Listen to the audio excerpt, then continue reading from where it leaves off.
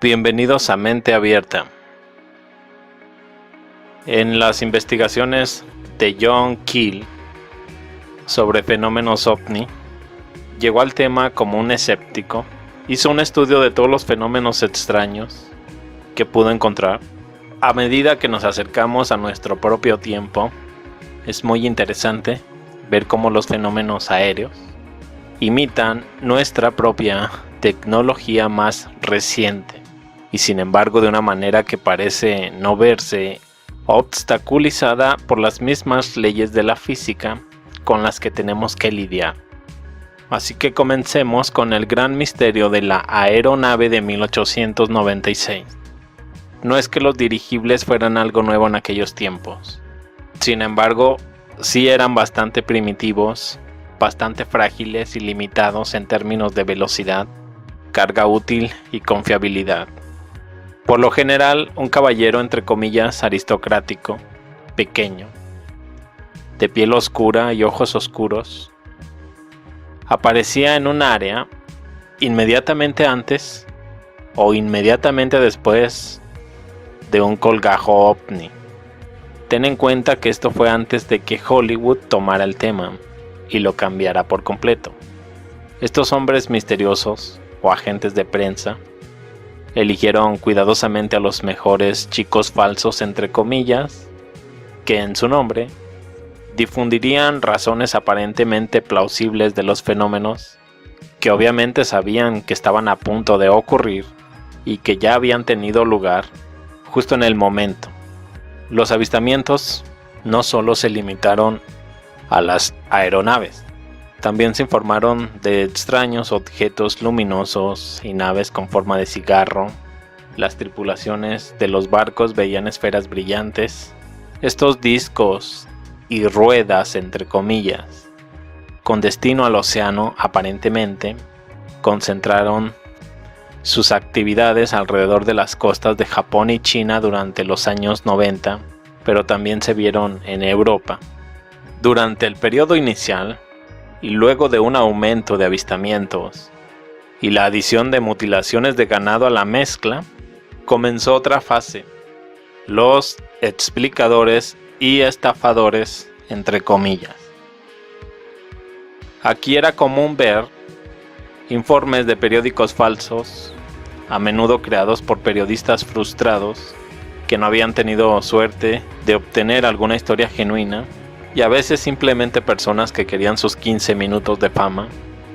De manera similar hubo intentos de científicos de explicar, o más bien desacreditar, los fenómenos como algo mundano. Más preocupante fue la participación frecuente de alguien que parecía salir de la nada, entre comillas, con una determinación casi patológica de desacreditar por completo los fenómenos. Estas personas se presentaban como fanáticos cuyo único propósito en la vida era combatir lo que para ellos era una herejía de los fenómenos. Una vez que todo se había calmado, siempre desaparecían y nunca más se volvía a saber de ellos. Se pudo identificar otro patrón, uno que se encuentra en todas las historias de contactados: la conciencia total de todos los visitantes, entre comillas, de los eventos contemporáneos. Desde el primer encuentro con estos hombres de negro, el misterioso inventor había mencionado la situación en Cuba, que era actual en ese momento, y que luego conduciría a la guerra hispanoamericana. Durante encuentros posteriores con pilotos de aeronaves de aspecto notablemente similar, que parecían estar preocupados por la situación y dispuestos a tomar medidas contra los españoles. Uno también mencionó haber ido en ayuda de los armenios, que entonces estaban siendo masacrados por los turcos. Las muchas conversaciones de los ocupantes de la aeronave general involucraban a testigos de primer nivel, como exsenadores. Y aunque los detalles técnicos de las aeronaves diferían, los puntos importantes, que la aeronave era un invento terrestre secreto que pronto se haría público, siempre fueron consistentes. Otros contactados estaban repitiendo lo mismo.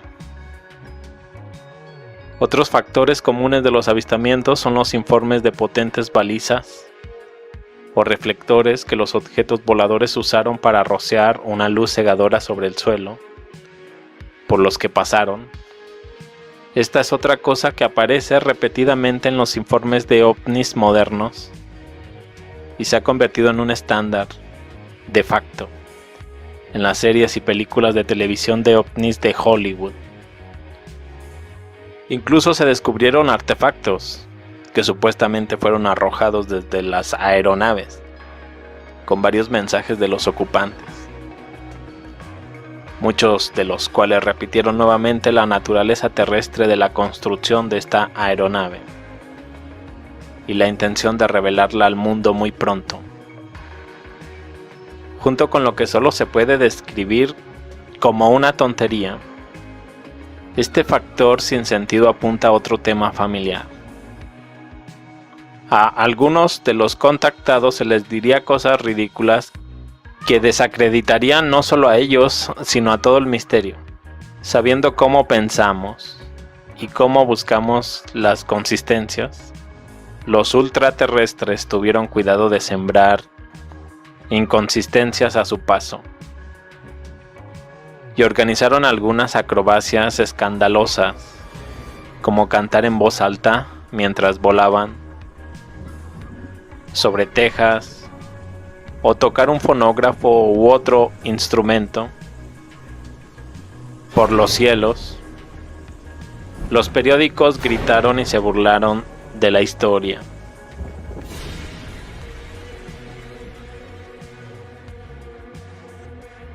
En la primavera de 1909, los prototipos de aeronaves alemanas eran incapaces de realizar operaciones de reconocimiento nocturno sobre la costa británica.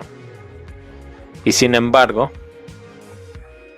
durante 4 meses, esa primavera, varios cientos de testigos presenciales afirmaron haber visto Zeppelins fantasmas, entre comillas, moviéndose por el cielo nocturno, realizando maniobras que eran imposibles para cualquier dirigible o avión contemporáneo del día.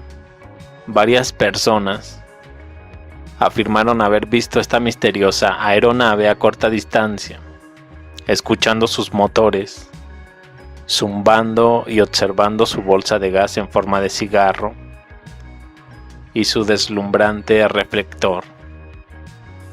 Una vez más, al igual que en Estados Unidos, hubo cientos de testigos presenciales a lo largo y lo ancho de las islas británicas e Irlanda.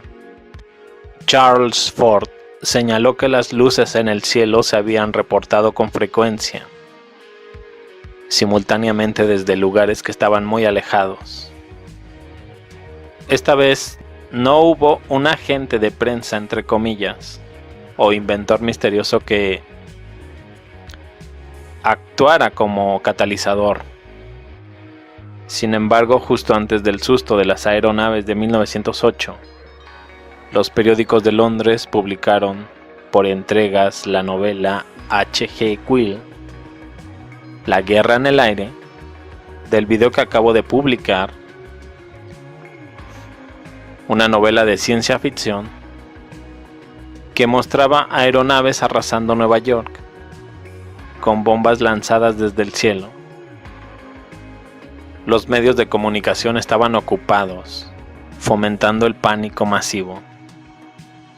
Al descartar el surgimiento de una invasión aérea y cuestionando la efectividad de la Armada para defender la nación isleña, también hubo rumores de reconocimiento aéreo secreto. Toda esta propaganda tenía como objetivo convencer a la gente de que Alemania era el enemigo que invadiría tarde o temprano. Con toda esta paranoia, no era realmente necesario ningún hombre de negro, ya que los medios de comunicación habían hecho su trabajo por ellos.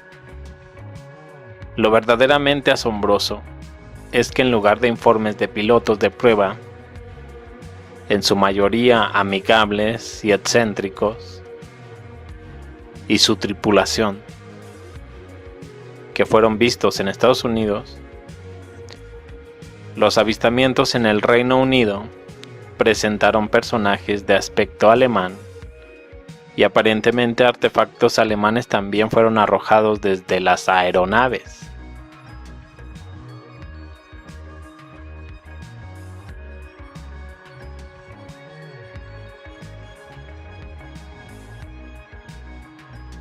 Está claro que ningún dirigible alemán Zeppelin cruzó o fue capaz de cruzar el Mar del Norte para realizar un reconocimiento de la costa inglesa en la primavera de 1909. El prototipo de nave que sí existía no fue probado, y fatalmente vulnerable a condiciones climáticas adversas. Problemas que nunca se resolvieron por completo. Incluso si tal misión hubiera sido posible, la posibilidad de un accidente internacional en caso de un mal funcionamiento o un accidente era un riesgo inconcebible. Sin embargo, no pasó mucho tiempo para que aparecieran los tipos de hombres de negro. En mayo de 1909 se encontró un objeto curioso, parcialmente incrustado en la cima de un acantilado. Se afirmó que era de un dirigible, que tenía el nombre de un fabricante alemán. La Marina se involucró y declaró que era algo completamente diferente, una boya. También cambiaron el nombre de un fabricante alemán a uno danés, aunque nunca explicaron cómo pudo haber terminado atascado en el suelo, en lo alto de un acantilado. Mientras esto ocurría, se vio a dos hombres de aspecto extranjero buscando febrilmente algo durante varias horas dentro del área donde se había encontrado originalmente el objeto. Luego dirigieron su atención a la casa donde se había almacenado el objeto y se les vio rondando durante 5 horas afuera. Cuando una sirvienta salió de la casa, los dos hombres se le acercaron y hablaron en un idioma extraño, entre comillas. La niña, aterrorizada, volvió corriendo a la casa. En el otro lado del país, en el sur de Gales, exactamente al mismo tiempo, se vio a 4 extranjeros, entre comillas, inspeccionando y fotografiando el área de Kirkfield. Sus trampas, entre comillas, o cigarros, estaban equipados con cámaras montadas sobre soportes encima de los asientos. Al mediodía, las 2 trampas se dispararon en diferentes direcciones. Este fue el preludio de una serie de avistamientos en el área de Gales del Sur, que surgieron poco después. Hubo otro encuentro en Londres, entre 2 civiles, con 2 extranjeros, entre comillas, que volaban una enorme nave que se parecía poco o nada a un Zeppelin. Uno de los civiles cambió un poco de tabaco por una pipa con alguien de apariencia alemana. Declara: el señor alemán tenía gorra y barba y un mapa frente a él. Estaba sujeto a un tablero y tenía discos rojos, como si los hubiera clavado en el mapa con alfileres. El otro ocupante estaba a cargo del reflector, que era una característica destacada de todos los avistamientos. Esa noche hubo múltiples avistamientos de aeronaves similares de todo el país. El más sensacional de todos los informes durante 1909 provino del sur de Gales, donde se ha visto a topógrafos anteriormente. Un testigo presencial afirmó que había visto un dirigible aterrizado y sus 2 pilotos, evidentemente oficiales alemanes, cerca de la cima de la montaña Caerphilly a las 11 p.m. de la noche el 18 de mayo de 1909. En un lugar muy remoto de hecho. Llevaban abrigos de piel grandes y pesados y gorros de piel ajustados. Estos pilotos estaban demasiado ocupados para notar al intruso al principio, pero cuando lo vieron comenzaron a saltar arriba y abajo, parloteando furiosamente el uno al otro, en una lengua extranjera. Después de recoger apresuradamente algunos artículos del suelo, subieron a bordo de la aeronave y despegaron. Hubo una serie de avistamientos de una aeronave en el área circundante, aproximadamente en el momento en que la aeronave despegó y se abrió camino sobre Cardiff hacia el canal. Reporteros de varios periódicos de Cardiff lo acompañaron al testigo en una visita de regreso a la escena del aterrizaje de la nave.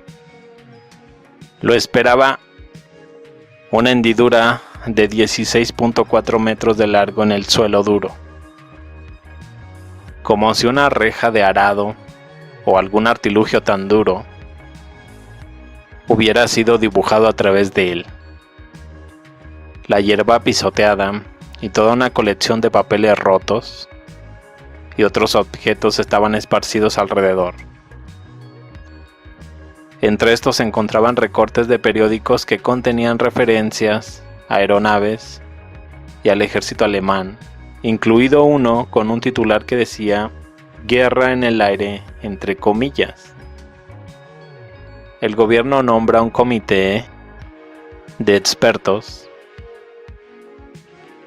oferta por la supremacía.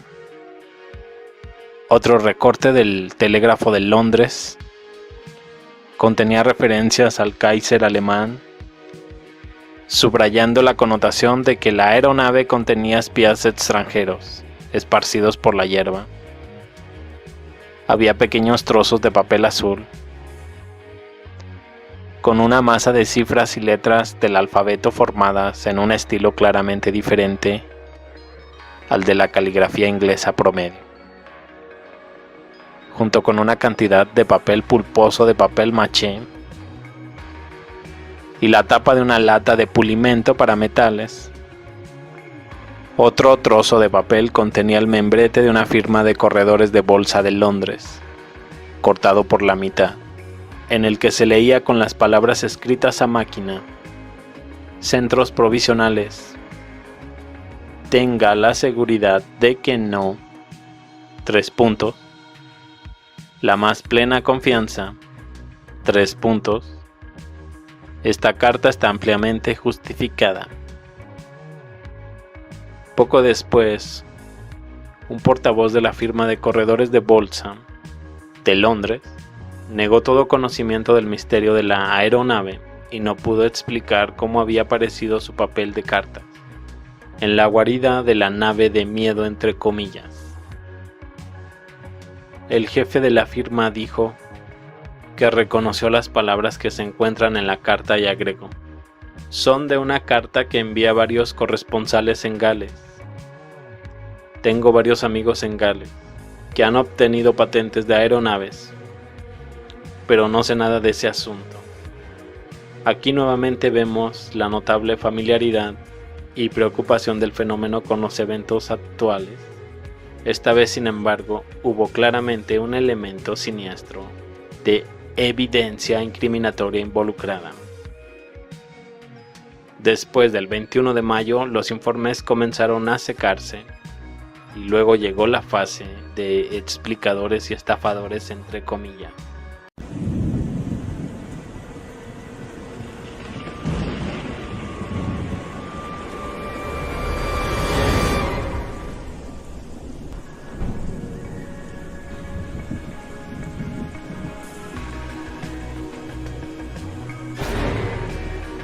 Hasta el siglo XIX, además de luces, los orbes y los puros, etc., los fenómenos específicos más comunes eran los barcos de nubes, entre comillas.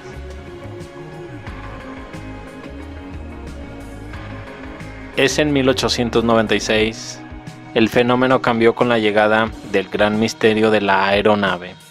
No es que los dirigibles fueran algo nuevo en aquellos tiempos.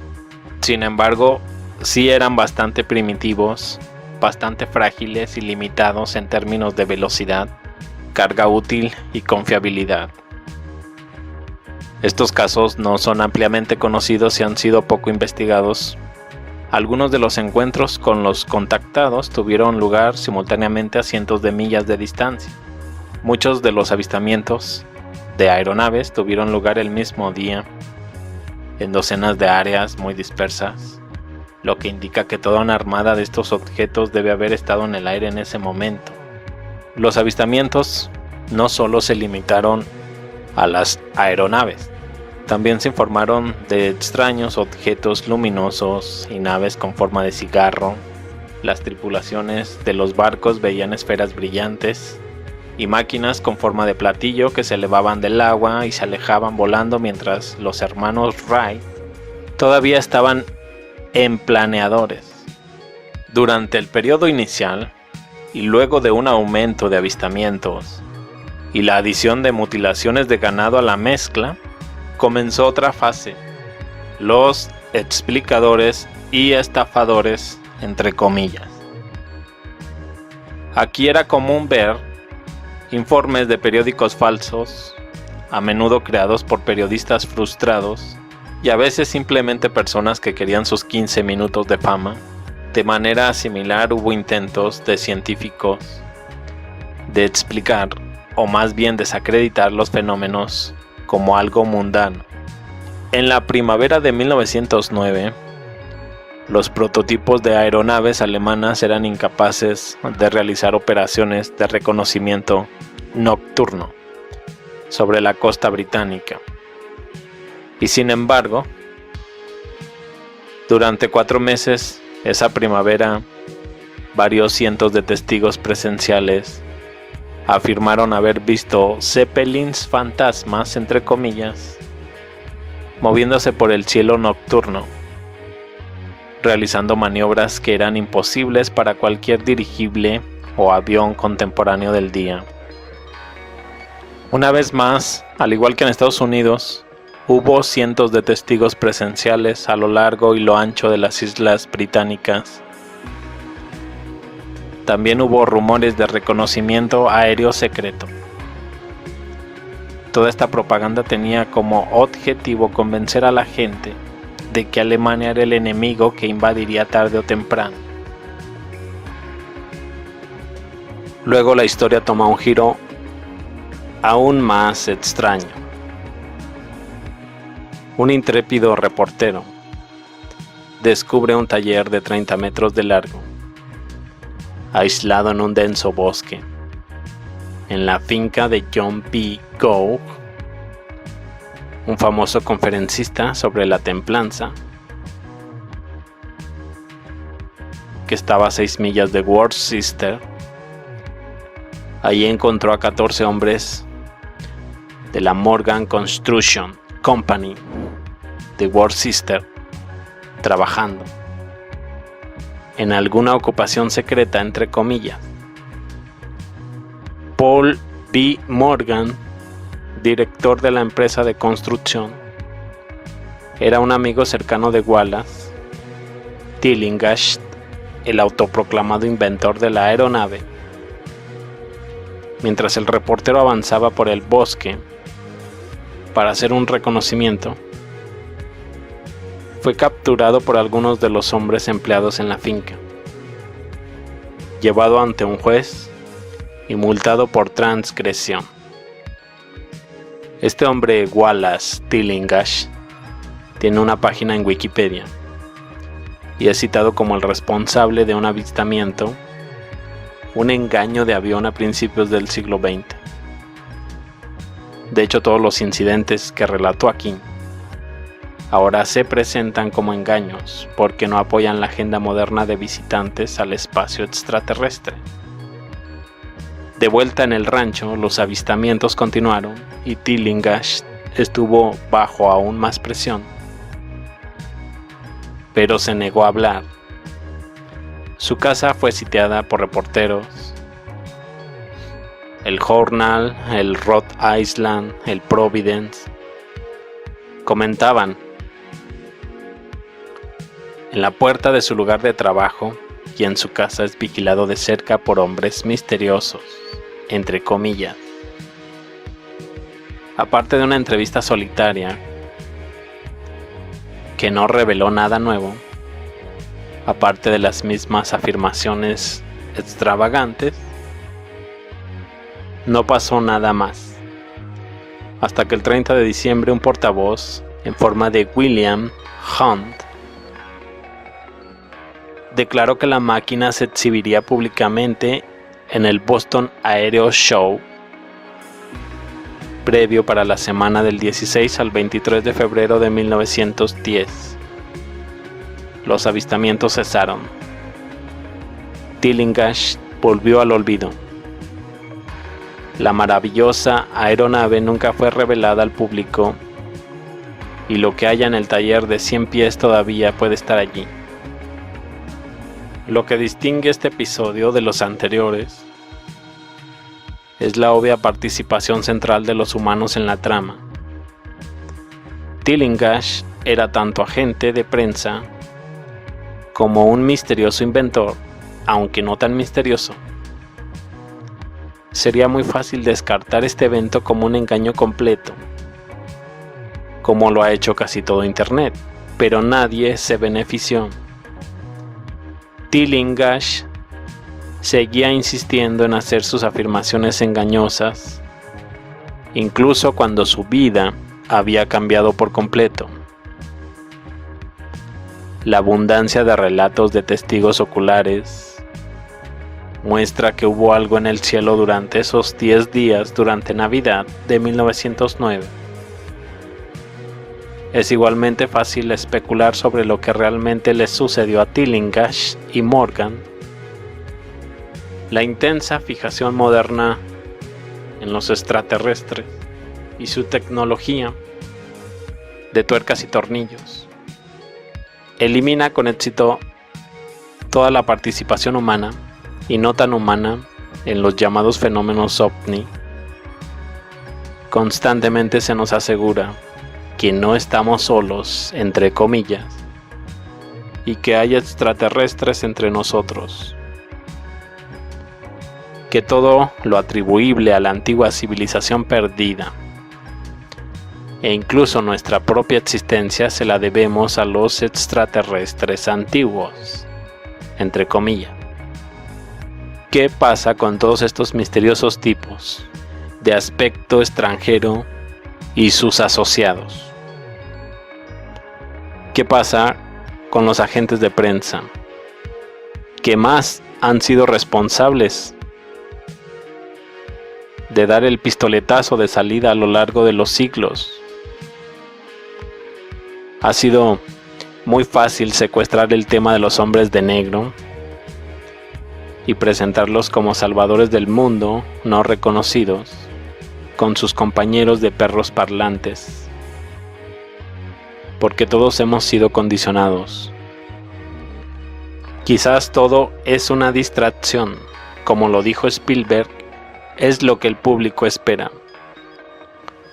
La proliferación de avistamientos documentados. Desde los primeros registros es difícil de ignorar o pasar por alucinaciones masivas o engaños. También demuestra la inmensa adaptabilidad de los fenómenos por la forma en que siempre adoptan formas aceptables según el periodo de tiempo. Estas formas nunca son realmente originales, pero siempre tienen un marco de referencia adecuado y parecen haber sido copiadas de los tableros de dibujo de innovadores técnicos, artistas de fantasía o de la naturaleza misma. No hay un ovni estándar. Las permutaciones de tamaño, forma, solidez, color y comportamiento son fenomenales. Sin embargo, el punto es que si hubiera un ovni estándar y se estuviera viendo en todo el mundo, entonces tendría que tomarse muy en serio.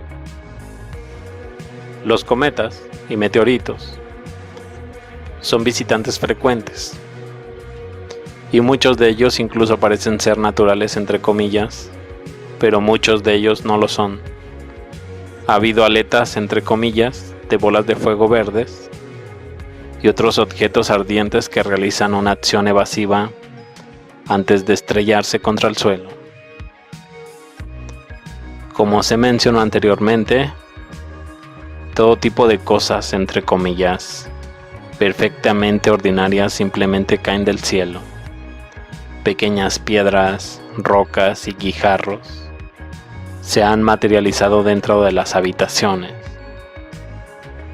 dando lugar a muchas investigaciones bien documentadas que no lograron explicar nada. Los crop circles siguen un patrón muy similar a las aletas de los ovnis, especialmente en lo que respecta a la fase de explicadores y engañadores. Los propios gráficos de los círculos incluso crean marcos de referencia, física cuántica e incluso extraterrestres grises sangrientos. Los mensajes de los círculos son siempre obtusos y sin valor real. Todos estos fenómenos están relacionados y se derivan de la misma fuente. Tienen la capacidad de manipular la materia, el tiempo y la física en este reino a su antojo, y con gran facilidad. Analiza este punto. Decimos de los antiguos que eran algo tontos porque describieron tecnología incomprendida entre comillas. Están perdiendo totalmente el punto clave. Los fenómenos o aquellos que controlan y dirigen tal fenómeno